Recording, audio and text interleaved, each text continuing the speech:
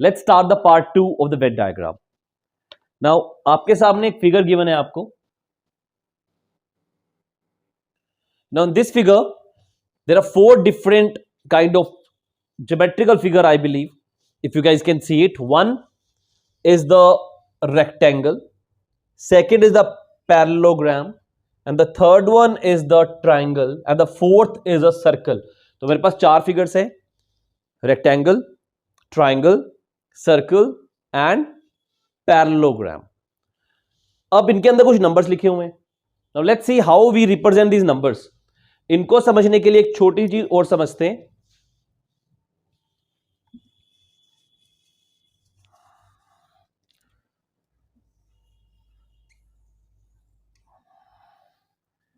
Let's say this is set A and this is set B.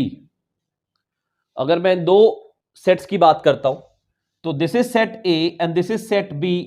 This part which I can see, that is having only part A, and this part has only part B, and the common part, that is A as well as B.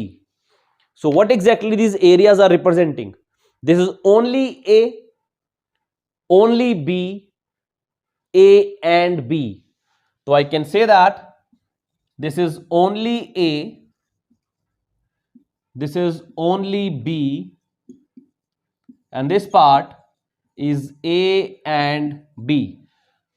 इनको mathematic में intersection भी बोला जाता है, A minus B भी बोला जाता है. वो हम नेक्स्ट क्लास में करेंगे जब वेन डायग्राम की क्वांट से रिलेटेड क्लास हो गई. ये वेन डायग्राम हमारा रीजनिंग के ऊपर डिपेंड है. So only A, only B and both A and B. अगर मैं थर्ड फिगर भी ऐड कर देता हूं, let's say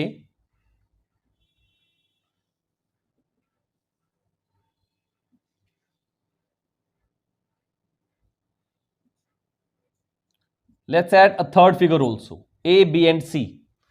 Now only A ये वाला पार्ट है, only B ये वाला पार्ट, only C ये वाला पार्ट. तो we got only A, only B and only C this time.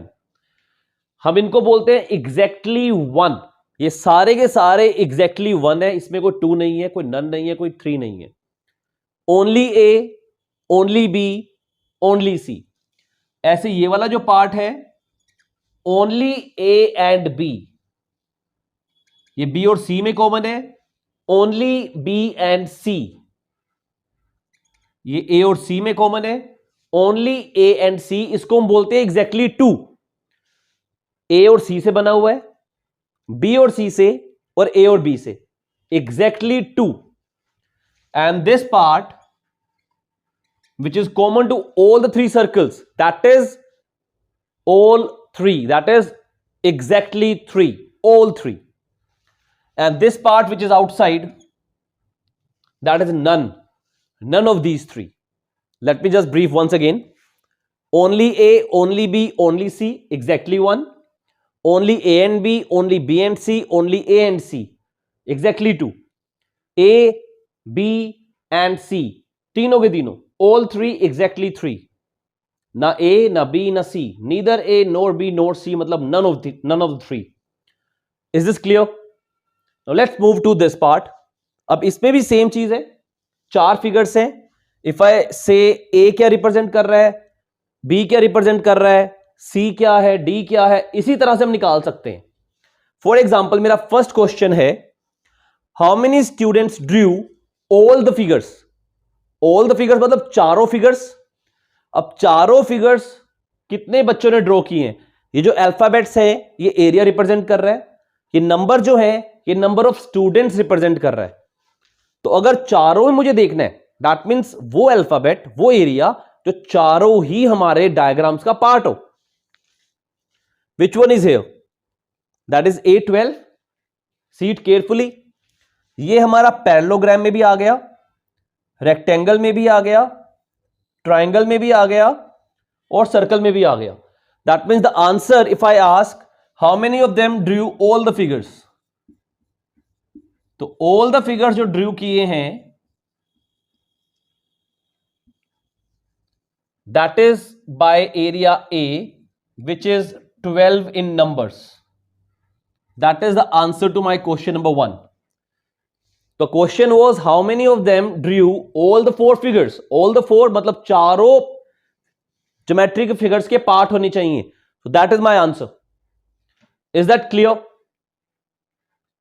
Give me a yes, no on that so I can move forward.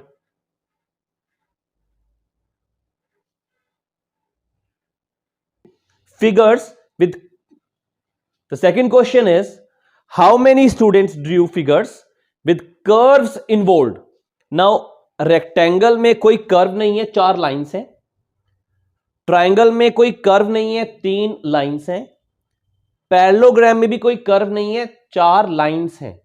Question है कितने लोगों ने ऐसा फिगर बनाया जिसमें कर्व्स हैं. कर्व्स बोले तो सर्कल, आर्क. कितने लोगों ने यह बनाया? अब उन्होंने ये नहीं पूछा कि ओनली कर्व बनाया.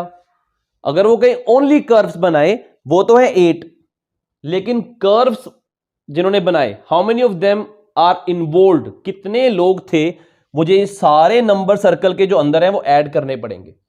That means I will add 10 plus 5 15 plus 12 27 plus 2 29 plus 1 30 and plus 8 38.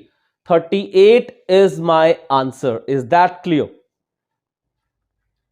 Let me just give you another idea. उन्होंने पूछा मुझसे कर्व्स कितने लोगों ने बनाया, ओनली वर्ड नहीं लगाया. तो कर्व्स में जितने भी सर्कल के अंदर मेरे पास नंबर्स हैं वो सारे कर्व्स बनाने वाले लोग हैं. सिर्फ कर्व्स वाले ओनली 8 है, लेकिन सारे बनाए 10 5 15 27 29 30 and 8 38. Is that also clear? We'll move to the next question after this. The third question we have, how many students drew exactly 2 figures? Exactly 2. अब exactly 2 वो हैं जो 2 फिगर्स में आ रहे हैं सिर्फ. तो let's start from A. A तो 4 वाले हैं, तो A जो है वो 4 वाले हो गए. Let's write somewhere right hand side पे लिख लेते हैं ताकि आपको इससे और क्लियर हो जाएगा क्वेश्चन. जिन्होंने 3 फिगर्स बनाए वो कौन कौन है? जो B है, B रेक्टेंगल के अंदर भी है, पैरेललोग्राम के अंदर भी है और ट्राइंगल के अंदर भी है. That mean this is B. C 14, ये सिर्फ अकेला उसी के अंदर है तो C यहां पर आएगा.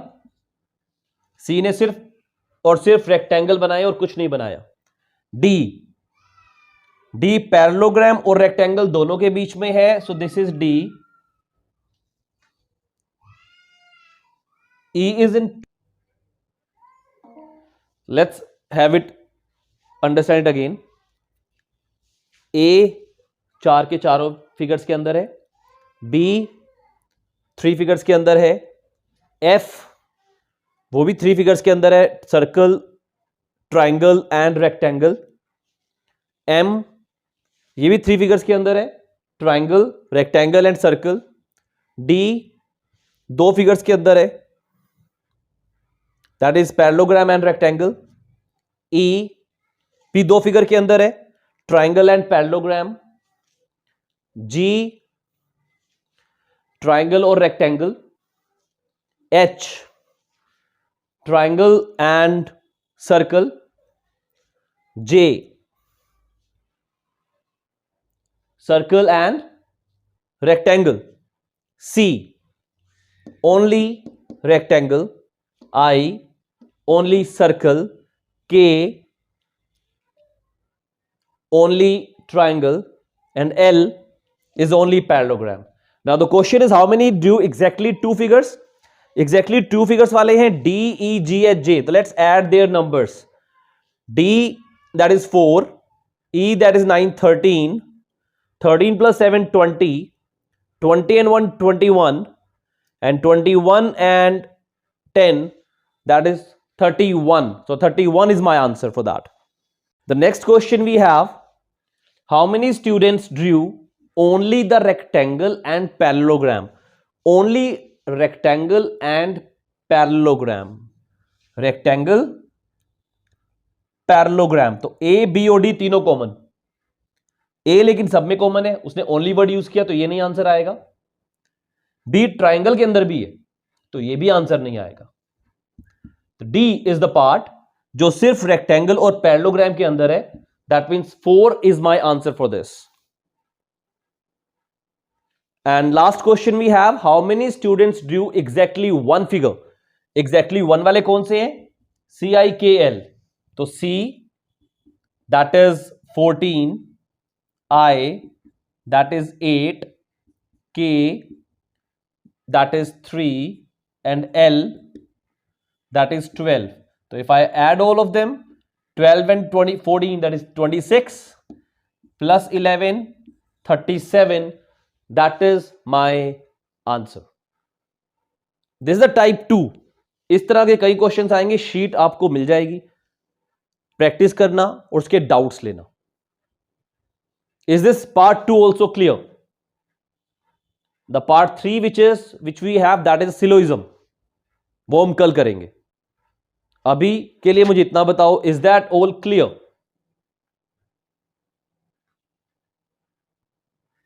If you have liked this video and you got this concept clearly, और अगर आपको लगता है ये बेनिफिट करने वाला है, then please like, comment and subscribe the channel so I can keep coming with more videos like this. मिलेंगे नेक्स्ट क्लास पे. Thank you so much.